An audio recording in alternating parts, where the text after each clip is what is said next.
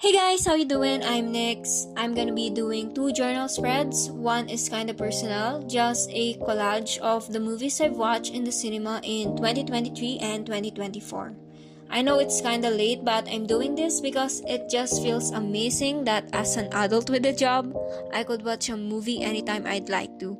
I also realized that I watched fewer films in the cinema last year compared to 2023 when I even experienced watching two movies in one day. That was an incredible experience, by the way.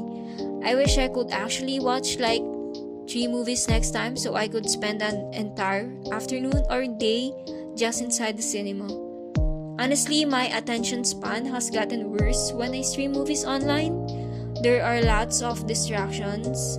I can't help but scroll on my phone when I'm not yet hooked on the plot. But going to the cinemas is an experience where you could just focus because you actually planned on watching that film.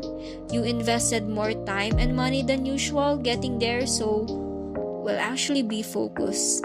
The Barbie movie experience was great. It was like an event that I watched with my friend, and we even dressed up in pink to match the theme. The promo for this film was also insane. We even got a free photo booth experience, so we had fun even before watching the film that lived up to its hype. I also watched Mission Impossible Dead Reckoning. I was thrilled to see Tom Cruise on the big screen. I watched this franchise after Top Gun, I think, and I was just impressed to discover the fact that he does his own stunts. The movies that I watched in one day were The Marvels and The Hunger Games: The Ballad of Songbirds and Snake. Both premiered in November, which is my birth month, so I grabbed the opportunity of staying that long in the cinemas. I also watched Quantumania and Guardians of the Galaxy Volume 3, but I don't have any decent pictures to print, so I didn't include it here.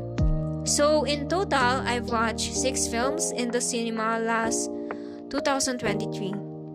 Moving on to the previous year, I watched only 3 films in the cinema. It was okay because there is no new release from Marvel Cinematic Universe yet. I didn't get to watch Deadpool and Wolverine and Venom the Last Dance since I was unemployed at the time, but still fortunate because after watching it online, it doesn't feel like I miss out much. So the first film that I've seen last year in the cinema is YOLO, which I made a separate movie journal video.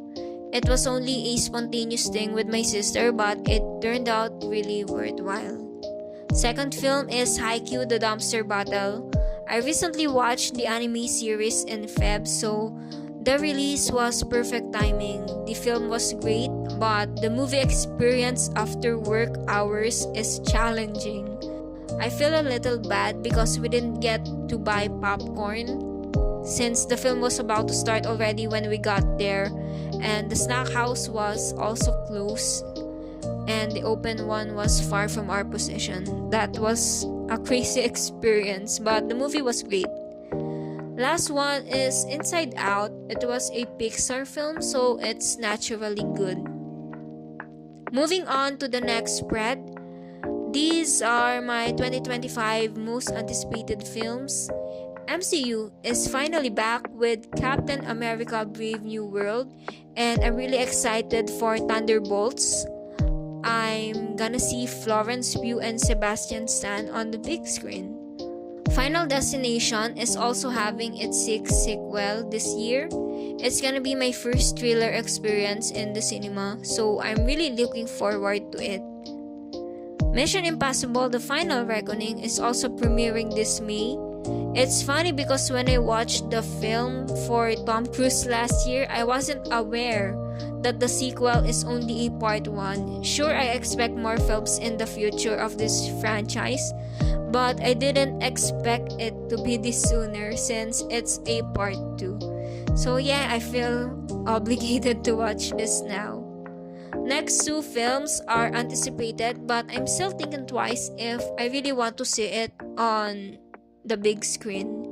It's the live action Lilo and Stitch and How to Train Your Dragon. I could just wait for its Disney Plus premiere, so It will depend if there will be any concert lineups I'd like to go to instead. Then this two can be delayed for that. Next one, I'll rank Jurassic World Rebirth as my number one most anticipated film among this list. Obviously, because of Scarlett Johansson, she is pretty much the reason why I binged the franchise immediately when I heard that she was offered the lead role. I also really enjoyed the previous films and I got invested too. It's also a bonus that Jonathan Bailey from Bridgerton is also a cast in this film.